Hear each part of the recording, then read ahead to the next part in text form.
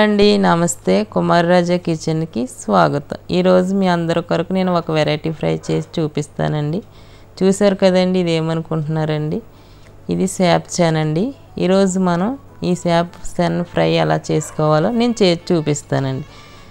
మొదటగా దీన్ని శుభ్రపరిచి కొద్దిగా ఉప్పు పసుపు వేసి దీన్ని ఉడికించానండి।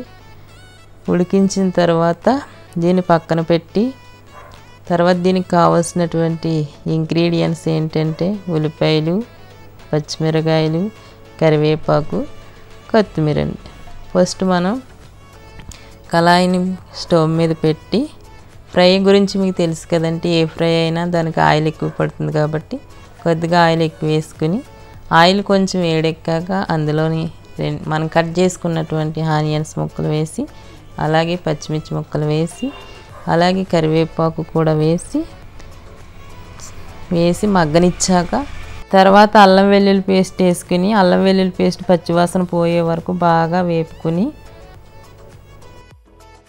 కొంచెం ఉప్పు పసుపు కారం ఈ మూడింటిని వేసి బాగా కలియబెట్టండి।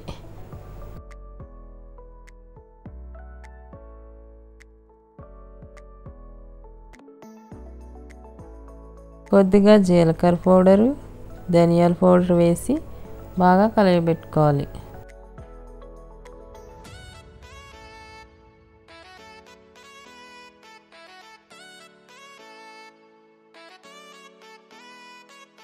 ముందుగా సిద్ధం చేసుకున్న శాప్సాన్ని ఇందులో వేసుకుందాం। వేసుకుని బాగా కలయబెట్టుకుందాం। ఎంత బాగా ఫ్రై అయితే అంత బాగుంటుంది। చాలామంది ఈ శనగ పులుసు కూడా పెట్టుకుంటారండి, ముక్కల కింద కట్ చేసుకుని ఫ్రై కూడా చేసుకుంటారండి। కాబట్టి ఈరోజు నేను ఫ్రై చేసి చూపించానండి। ఫ్రై చాలా బాగుంటుందండి, మీరు కూడా ట్రై చేయండి।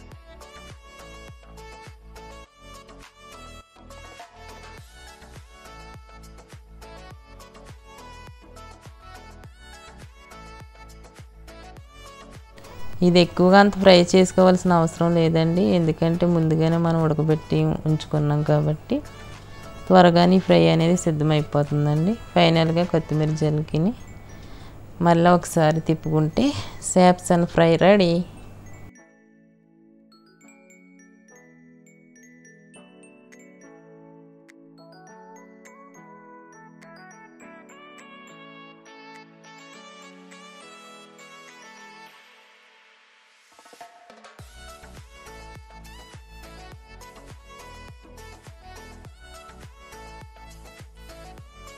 చూసారా ఎంత బాగుందో, ఒకసారి ట్రై చేసి చూడండి, మీరు కూడా వదిలిపెట్టరు। రండి వడ్డించేసుకుందాం।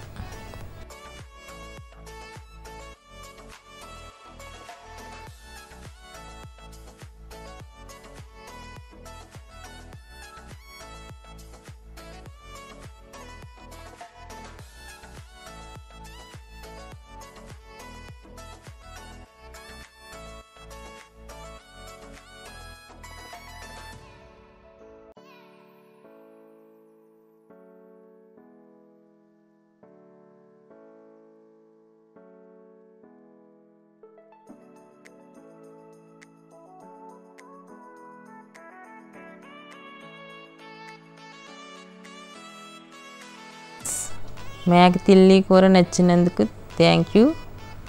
అలాగే ఈ ఫ్రై కూడా నచ్చినట్లయితే కుమార్ రాజా కిచెన్ సబ్స్క్రైబ్ చేయండి, లైక్ కూడా చేసుకోండి, కామెంట్ కూడా పెట్టండి।